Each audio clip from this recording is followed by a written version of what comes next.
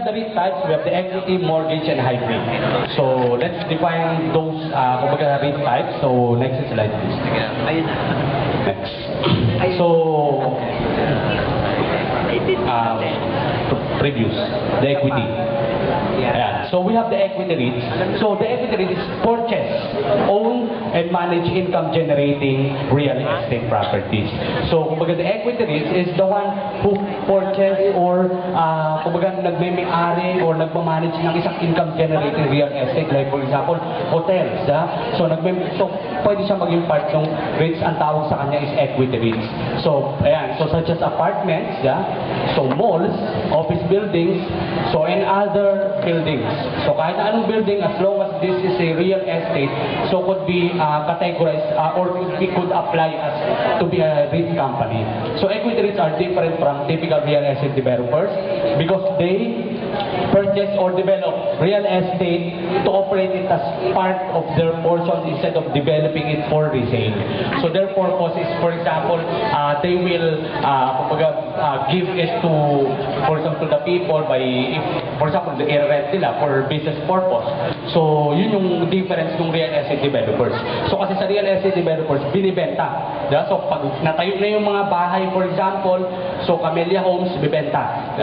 So yung gano'n. So ang REITs kasi, maaaring yan na pinapaupahan lang, lease, yung mga gano'n. So kumbaga income generating siya, lagi siyang may income. So hindi siya kumbaga isang bagsak na, kumbaga pag binili kasi, kumbaga wala na.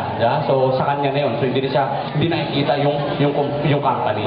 So okay, so kumbaga since yung REITs ay maraming shareholders, so kailangan siyempre merong continuous income. So mag-generate siya ng continuous income. At paano natin magagawang mag-generate ng continuous income? By, for example, by categorizing ourselves as equity REITs is by kumbaga magparenta ka ng or magpa-lease ka so ng properties. So equity REITs are considered superior for long-term investing. So because they earn dividends from rental income as well as capital gains from the sale of properties. So kumbaga in equity REITs, if for example the owner of REITs they would decide to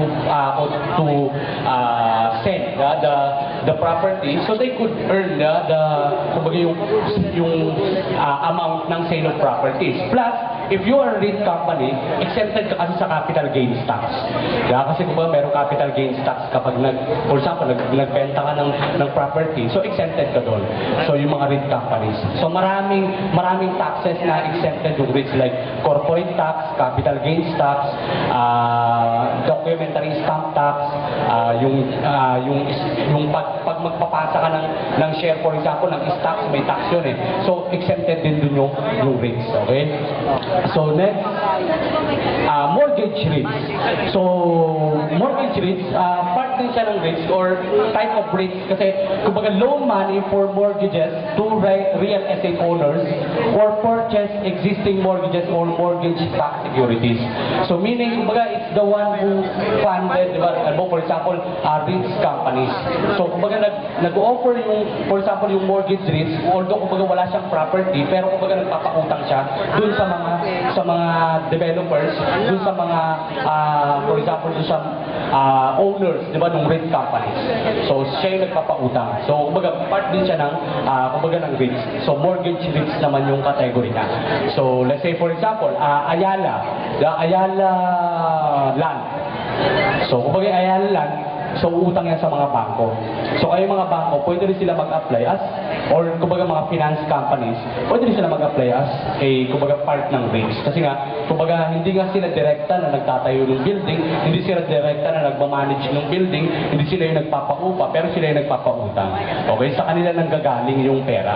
So yun naman yung mortgage REITs. So their revenue is generated primarily by the interest that they earn from mortgage loans. So they could have also shareholders, they could sell stocks.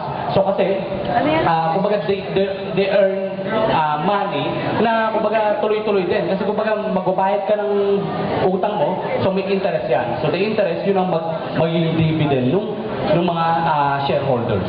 So next is hybrid, are a combination of equity and mortgage REITs. So class, kumbaga equity and mortgage REITs are two different kinds of REITs. But uh,